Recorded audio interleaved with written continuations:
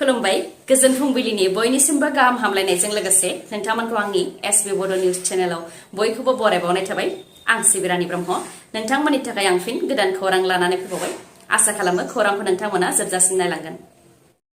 BTR गोरोबथा जानाया 2 बोसोर बारलांबाय, नाथाय बारग' एनडिएफबिफोरा दिनैसिमबो जोबथेसालियावनो दं। जोबथेसालिनिफ्राय माब्ला उदां जानो मोनगोन बेनि मिजिं थिनानै लामा नायनानै दं बिथांमोनहा। उदांखौ हास्थायनानै जोबथेसालिनिफ्राय लाइजामनि गेजेरजों जोंनि दैदेनगिरिफोरनाव मददबो बिहरनायखौ नुनो मोन्दों। नाथाय बिथांमोननि थाखाय मोजां खौरां दिनैसिम मोनैयावनो फिन गाज्रि खौरांसो मोननाय जादों।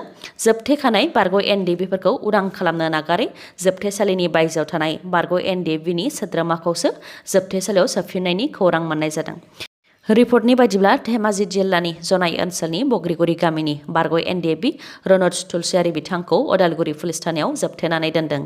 मा जाहोननि थाखाय बिथां रनज तुलसियारिखौ जोबथेसालियाव जोबथेनानै दोनदों बेनि जाहोनखौ मिथि मोनाखै होननानै नखरनि सुबुंफोरा फोरमायथिदों।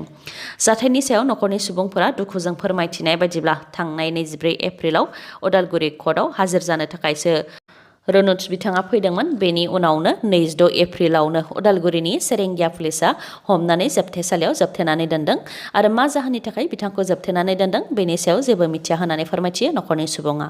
फोरमायथिबावदोंदि रनज तुलसियारि बिथाङा खामला मावनानै नखरखौ बेङो। नखराव बिमा, बिसि, 3 बोसोरनि फिसाजो आरो 2 दाननि उन्दै गथ'सा दङ।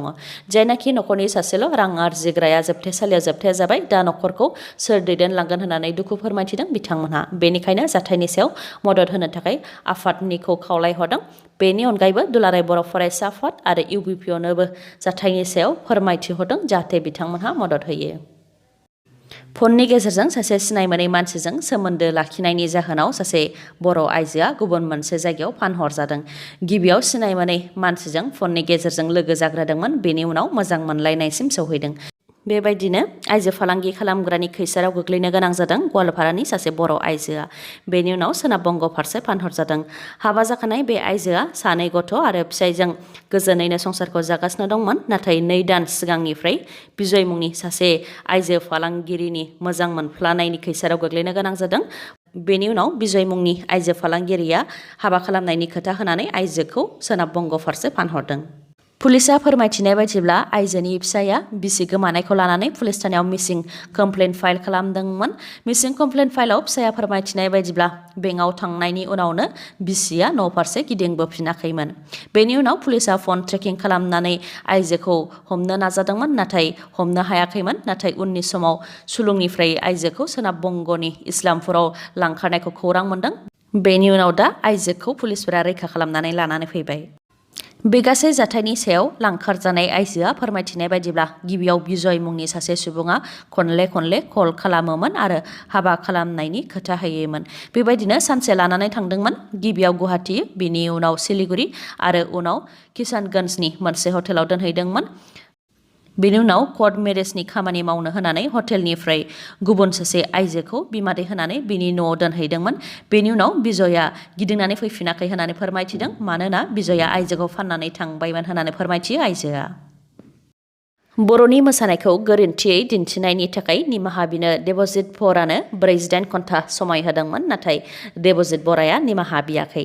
मख'नो गोनांदि थांनाय 15 एप्रिलाव देबजित बरानि दैदेननायाव जरहाट पन्चजन्य सुरबाहिनी आफादा बर'नि मोसानायखौ दिन्थिफुंदोंमोन, जेराव गासैबो गोरोन्थियै दिन्थिदोंमोन। बेखौ लानानै दुलाराय बर' हारिमु आफादा 48 घन्टानि गेजेरावनो निमाहा बिनो थाखाय देबजित बराखौ बिथोन होदोंमोन, नाथाय दासिमबो निमाहा बियाखै। गुबुन गुबुन हारिनि सुबुंफोरा बर'नि हारिमुखौ खनलेयै गोरोन्थि दिन्थिनानै जोंनि हारिमुखौ गुबुंले खालामनो नाजानायखौ लानानै कामरुप मेट्र' जिल्ला दुलाराय बर' हारिमु आफाद, गुवाहाटि दख'रा बर' थुनलाइ आफाद, मिरु दुलाराय बाथौ गौथुम आरो कामरुप मेट्र' खौसेथि बर' सुबुं आफाद बिथांमोनहा जयै खौरांगिरि मेल खुंदों। खौरांगिरि मेलनि गेजेरजों बिथांमोना बर' हारिमुखौ गोरोन्थि दिन्थिफुंनाय बिथांमोनखौ निमाहा बिनो थाखाय खावलायदों, जाहाथे उननि समाव गोरोन्थियै दिन्थिफुंनो नाजाबावा, नङाब्ला आयेननि राहा लागोन होननानै बुंथियो बिथांमोनहा। लोगोसे बुंथिबावदोंदि जोंनि हारिमुखौ गोरोन्थि दिन्थिग्राफोरनि सायाव बे समावनो गोख्रों राहा लानो नांगोन, नङाब्ला उननि समाव जोंनि हारिमुखौ फोजोबस्रांगोन। देबजित बराया थांनाय 15 एप्रिलाव बर'नि मोसानाय, दामनाय देनाय, देंखो आरो गाननाय जोमनायखौ गोरोन्थियै दिन्थिनायनि अनगायैबो 20 एप्रिलाव अग्निका ख्रिस्टि आफादाबो दाहाल थुंग्रिनि मोसानाय दिन्थिदोंमोन। बेयाव बर' समाजनि नियम बायदि मोसायाखै होननानै बुंथिदों।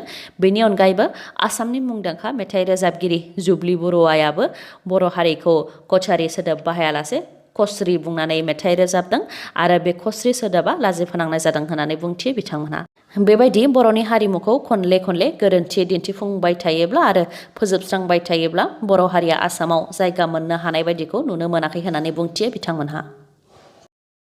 बेन जानाय महरगिरिफोरनि सायाव बिसाया साननैसो सिगां गोख्रोङै थांखि फोसावनायनि उनाव गेमस्रि दैमारिनिफ्रायबो फिननाय जानानै थांखांनाय जाथायखौ लानानै गेदेर खोथा एबा गेदेर इस्यु खालामबावनो नांला होननानै बुंथिदों आरो गावनि जायगायाव बिथांखौ गोजोनै थानो होदो होननानैबो खावलायहरदों गेमस्रि दैमारिया। जिडि प्रडाक्शन एबा गेमस्रि दैमारिनि प्रडाक्शनाव बैसागु मेथाइ एंगारनायनि उनावनो बेफोर गेदेर खोथाया जानो मोन्दों होननानै बुंथियो। लोगोसे सिगां फारसेथिं दावगालांनायखौ लुबैयोब्ला थांखांनाय जाथायखौ मानो लाबोफिनदों होननानैबो सोंथि खालामो बिथाङा। बेनि अनगायैबो बिथाङा फोरमायथिबावदोंदि जाथायनि सायाव बिसानि आफादगिरि नेरसोन बिथांनोबो निमाहा बिलाइ गथायदोंमोन। जुदि बिसाया बजबफिनाब्लाबो अदेबानि गावखौ गनायफिनाब्लाबो बेयाव बुंनांगौ जेबो गोनांथि गैला, गोबां खोथा जाखांबाय, बेखौ फेदेरफिननो गोनांथिबो गैला होननानै बुंथियो आरो बेबायदि होबथाबाय थायोब्ला आयेननि राहा लानो गोनां जागोन होननानै बुंथियो गेमस्रि दैमारिया। बेनि अनगायैबो ग्लेमार जानो थाखाय महरगिरिफोरा भाइरेल जानो थांगासिनो दं होननानै फैलाजे बरगयारी बिथाङा बुंनायनि सायावबो बिथाङा फिननाय होदोंदि बिथांनि एबा गेमस्रि दैमारिनि बेलायाव बेयो गुबुन, मानोना बिथांखौ गुबुन सासेयासो भाइरेल खालामदों। एयार इन्डिया आरो सिंगापुर एयारपर्ट टार्मिनेल सार्भिसेसआव बिटिआर ओनसोलनि लाइमोनफोरखौ थिसननायनि खामानिया मैया 27 एप्रिलनिफ्राय जागायजेनबाय आरो दिनैबो बे थिसननायनि खामानिया जागोन आरो बेखौ लानानैनो बानजाय आफादनिफ्राय खावलायदों। जाय बिथांमोनहा मैयानि समाव माबा मोनसे जाहोननि थाखाय फैनो हायाखैमोन एबा मिटिंनि थाखाय फैनो हायाखैमोन, दिनै 28 एप्रिलावबो बिटिआर ओनसोलनि गुबुन गुबुन जिल्लानि लाइमोनफोरा बे रिक्रुटमेन्टआव बाहागो लाफैनो हागोन। मैयानि समाव बे रिक्रुटमेन्ट प्रसेसखौ क'क्राझारनि आइटि पार्कआव लानाय जादोंमोन। एयार इन्डिया आरो सिंगापुर एयारपर्ट टार्मिनेल सार्भिसेसनि सोद्रोमाफोरा जयैनो मोननै पस्टनि थाखाय बे रिक्रुटमेन्ट प्रसेसखौ लादों। मोननै पस्टआ जाहैबाय कास्टमार सार्भिस एजेन्ट, बेयो ग्रेजुवेट लेभेलनि, आरो गुबुन मोनसेया कास्टमार सार्भिस जुनियर एसिस्टेन्ट, बेयो हायार सेकेन्डारि लेभेलनि, आरो बिथांमोनखौ ग्राउन्ड स्टाफ महरै थिसननाय जागोन। भारतनि गुबुन गुबुन एयारपर्टफोराव बिथांमोनहा कास्टमार डिलिंआव खामानि मावगोन आरो बे मोननै पस्टनि अनगायैबो साबसिन रोंगौथि थानाय बिजाथि दङब्ला बिथांमोनखौ एप्रप्रियेट लेभेलनि पजिशन होनाय जागोन होननानै कम्पानिनिफ्राय मिथिहोदों। दुलाराय बाथौ गौथुमनि सिङाव थानाय गामियारि बाथौ आफादफोरनिफ्राय रेजिस्ट्रेशननि फिसनि मुङाव गासै 5 कौटि रां खांनाय आरो गुबुन गुबुन अजद होनायनि फिननायखौ होदों दुलाराय बाथौ गौथुमनि गाहाय नेहाथारि गणेश दैमारि बिथाङा फिननाय होदों दि दुलाराय बाथौ गौथुमनि सिङाव थानाय गामियारि बाथौ आफादफोरनिफ्राय रेजिस्ट्रेशन फिसनि मुङाव 500यै 10,000 गामियारि बाथौ आफादफोरनिफ्राय गासै 5 कौटि रां खांनायनि अर्डारखौ गणेश दैमारि बिथाङा होदों होननानै जि अजद होदों।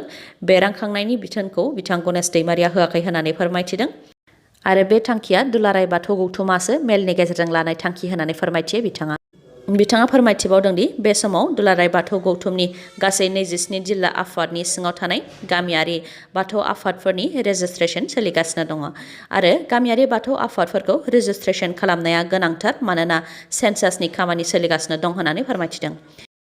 मन्दिरनि फुजायाव बाहायनाय गंसे गारियाव अर नांनानै 11 सुबुंनि जिउ खहा। हाइ भल्टेज मोब्लिब थानाय तारा गारियाव नांनायनि जाहोनावनो गारियाव अर खामनानै बे जाथाया जानो मोन्दों।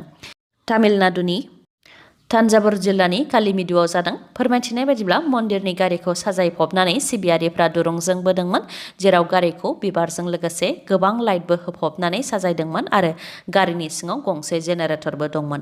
हरनि समाव जानाय बे फुजायाव सिबियारिफ्रा गारिखौ बोबाय थानाय समावनो हाइ भल्टेज थानाय केबोल तारा गारियाव नांदों, बेयावनो गारियाव अरा खामदों। जाथायनि सायाव पुलिसा फोरमायथिनाय बायदिब्ला गारियाव अर नांनायखौ सिबियारिफ्रा सरासनस्रा अर नांनाय सानदोंमोन आरो अरखौ खोमोरनो थाखाय गारियाव दै लुनानै होदोंमोन, जायजों जाथाया गाज्रिसिन महर लादों। गारियाव नांनाय अराव दै लुवामोनब्ला सुबुंनि जिउ खहा जानायनि अनजिमाया खम जागौमोन होननानै पुलिसा फोरमायथिदों। थैनाय 11 मादाव 2 उन्दै गथ'सा होननानैबो फोरमायथिदों। बे जाथायखौ लानानै तामिलनाडुनि गिबि मन्थ्रि बिथाङा गोथौ दुखु मोननाय फोरमायथिदों। लोगोसे जाथायजों जिउ गोमानांनाय न'खरनो 5 लाख रांनि अनसुंथाइ फोसावबाय। तामिलनाडुनि गिबि मन्थ्रिनि अनगायैबो प्राइम मिनिस्टार अफिसनिफ्रायबो जाथायनि सायाव दुखु मोननाय फोरमायनानै थैनाय नखरनो 2 लाख राङै फोसावदों। टिएमसि दोलोआ आसामजों लोगोसे गासै सा-सानजा भारतआवनो बिजेपिनि हेंथायै गोख्रोङै गसंनो थाखाय साखाफारा जानायखौ नुबाय थानाय जादों। आसामाव कंग्रेसनि बारग' आफादगिरि रिपुन बरा बिथाङा टिएमसि दोलोआव हाबहैखांनायनि उनाव आसामाव थानाय गोबां कंग्रेसनि दैदेनगिरिफोराबो टिएमसि दोलोआव हाबबाय। गुवाहाटीनि मोनसे जयनिं प्रग्रामाव गोबां कंग्रेसनि सिनियर दैदेनगिरिफोरा टिएमसि दोलोआव हाबबाय आरो आसामाव बेनो गिबिसिन टिएमसि दोलोनि जयनिं प्रग्राम।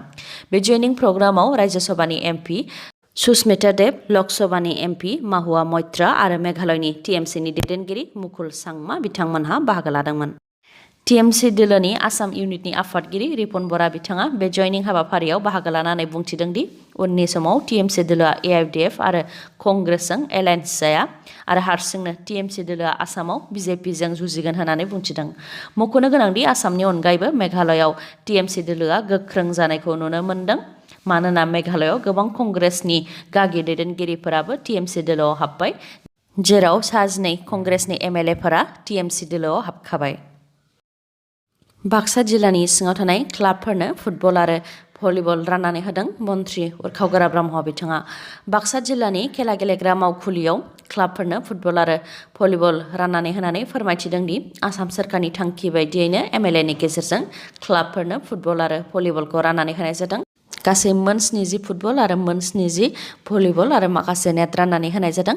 बेयो मोनसे गिदिर अनसुंथाइ नङाब्लाबो क्लाबफोरा जाहाथे गेलेनायनि खाबुखौ लानो हायो, बेनि थाखायनो बे अनसुंथाइखौ होनाय जादों आरो बेबायदियैनो बाक्सा जिल्लानि सिङाव थानाय मोन 68 क्लाबफोरनो बे अनसुंथाइखौ होनाय जादों होननानै फोरमायथिदों बिथां उरखावगोरा ब्रह्मआ। बेनि अनगायैबो बाक्सा जिल्लानि मसलपुराव स्टेडियाम लुफुंनो थाखाय चिफ मिनिस्टारनि मोनसे जिल्ला लेभेलनि प्रप'जाल गथायनाय जादों आरो बिनि थाखाय दा टेन्डार कल खालामनोल' आद्रा दंसै। बेयो जायोब्ला 50 कोटी रांनि मोनसे प्रप'जाल जागोन आरो बे स्टेडियामा जायोब्ला नेशनेल गेम आरो माखासे फिसा फिसा इन्टारनेशनेल इभेन्टफोरबो लानो हागोन। बेयो जोंनि खेला गेलेग्राफोरनि थाखायनो मोजां खौरां आरो बेजों गेलेनायनि बिथिङाव गोख्रोंसिन जानो हागोन होननानै बुंथिदों मन्थ्रि उरखावगोरा ब्रह्मआ। दिनैनि खौराङा एसेनोसै। खौरांखौ जोबजासिम नायनायनि थाखाय गोजोन्थों। नोंथाङा आंनि चेनेलाव गोदानबा सानफ्रामबो फुंनि समाव खौरां मोननो थाखाय चेनेलखौ साबस्क्राइब खालाम आरो बेल आइकनखौबो क्लिक खालाम। लोगोसे खौरांखौ मोजां मोनदोंबा लाइक, कमेन्ट आरो शेयार खालामनो दाबाव। गोजोन्थों।